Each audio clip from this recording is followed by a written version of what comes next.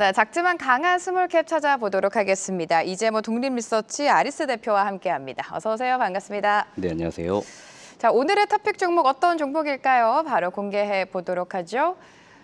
인터로조입니다. 인터로조 하면 우리가 일상생활에서 흔히 끼는 컨택트 렌즈 기업인데 기업 설명 간략하게 해주실까요? 네, 동사는 2000년도 설립되었고 2010년도 코스닥시장에 상장이 된 네. 콘택트 렌즈를 전문적으로 제조해서 판매하는 기업이다라고 보시면 되겠습니다. 렌즈 끼시는 분들은 워낙 이 브랜드는 잘 아실 겁니다.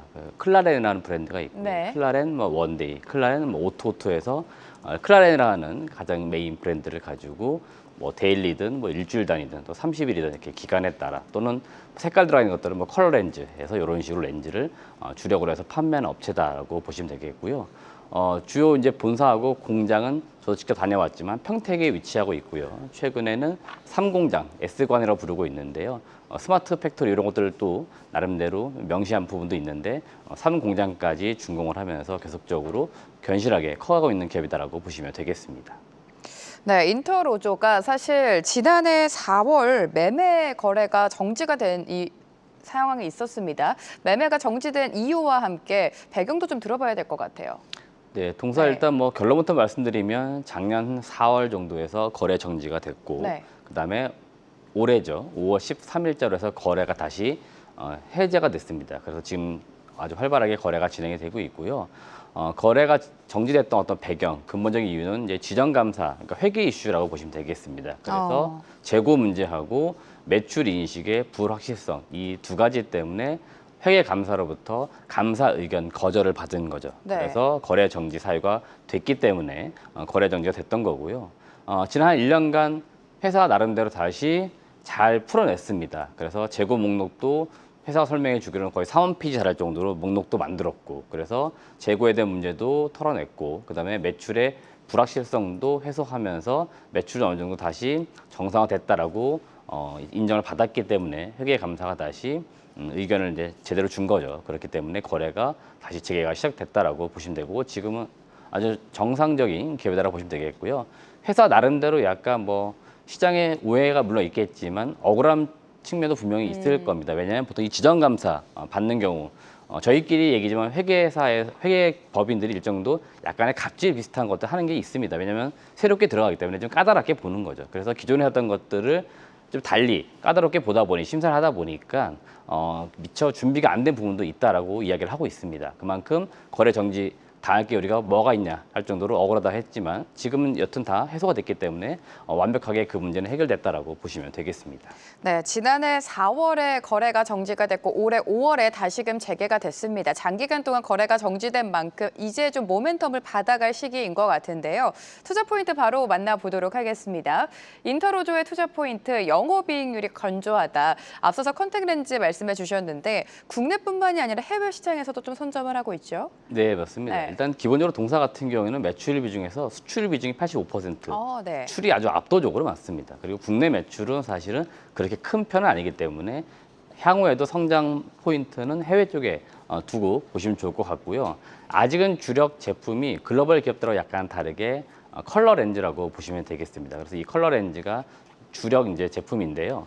이쪽은 아무래도 컬러도 여러 가지가 들어가고 제조의 어떤 과정도 좀 여러 가지가 반복되기 때문에 원가를 높이기가 어려웠습니다. 하지만 동사 같은 경우에 지난 몇 년에 걸쳐서 기술 혁신을 이뤄내면서 제조 원가를 좀 낮췄습니다. 그래서 제조 원가를 낮춤으로 인해 가지고 이익률이 좀 올라온 부분이 있고요. 그 다음에 비정규직 인력들을 좀 줄였습니다. 제가 앞서 S관 스마트 팩토리 공장 말씀드렸는데 제조 혁신도 좋아졌고 공장도 자동화가 되면서 인력이 자연스럽게 좀 줄었습니다. 그래서 인력이 좀 줄어들면서 전체적으로 비용이 좀 많이 줄어들었습니다. 그러다 보니까 영업이익률이 개선됐고 이게 숫자로 분명히 지금 확인되고 있는데 25년도 1분기 매출액은 전년 대비하면 약간 꺾였습니다. 왜냐하면 영업활동이 약간 좀 어려운 부분도 있었고 여전히 회계감사 이슈 때문에 공장 셧다운 됐기 때문에 공장이 쉰 거죠. 근데 매출이 줄었는데도 영업이익률은 거의 2배 이상 올라오면서 9% 이상의 영업이익률을 냈습니다. 그만큼 전년 대비 이익률이 좋아진 거는 원가 절감과 비용 감소, 이 크게는 두 가지 요소가 있었다라고 보시면 되겠습니다.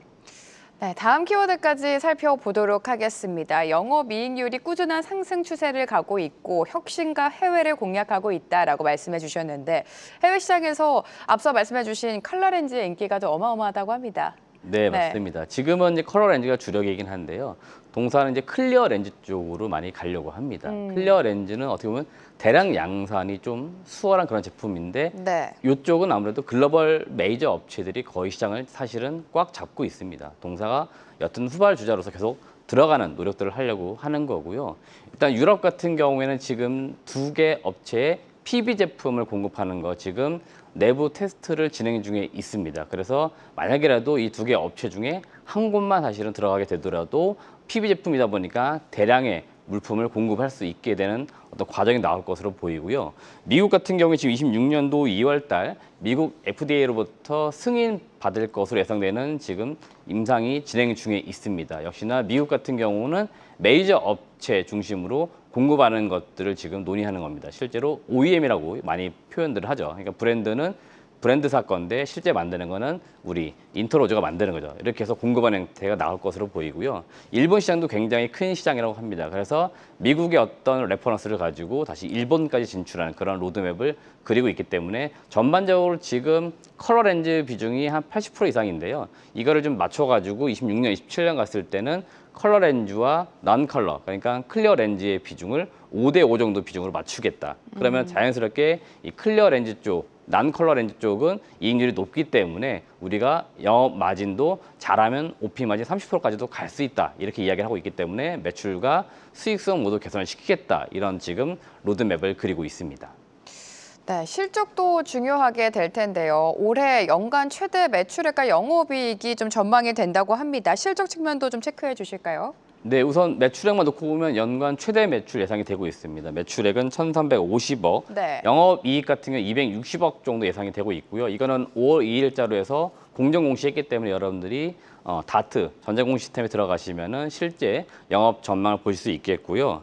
분기별로 끊어가지고 보시면 더 좋은 숫자가 만들어짐을 회사는 이야기할 수 있습니다. 그래서 지금 2분기 같은 경우에 당장 매출액 310억의 영업이익은 62억, 3분기는 매출액 360억에 영업이익은 83억, 4분기는 매출액 415억에 영업이익 94억. 그러니까 매 분기 가면 갈수록 매출액과 영업이익이 더 증가한다라고 지금 전망을 해주고 있습니다. 그만큼 1분기 셧다운 때문에 약간 매출과 영업이익이 꺾였지만 2분기부터 본격적으로 실적을 올리겠다 이런 목표를 좀 두고 있는 거고 동사 같은 경우는 여튼 시장의 신뢰를 한번 잃었기 때문에 숫자로서 분명히 증명을 해 보이면 되는 거죠. 그렇기 때문에 제가 볼 때는 숫자가 잘 나올 경우에 분명히 과거의 주가만큼은 네. 올라갈 가능성이 있겠다라고 말씀드리면서 동사 같은 경우 올해 실적을 특히 눈여겨봐야 된다고 말씀을 드리고 싶습니다. 네, 말씀대로 거래가 재개된 이후 외국인과 기관의 좀 매도 물량이 나오면서 주가가 힘을 내지는 못하고 있습니다.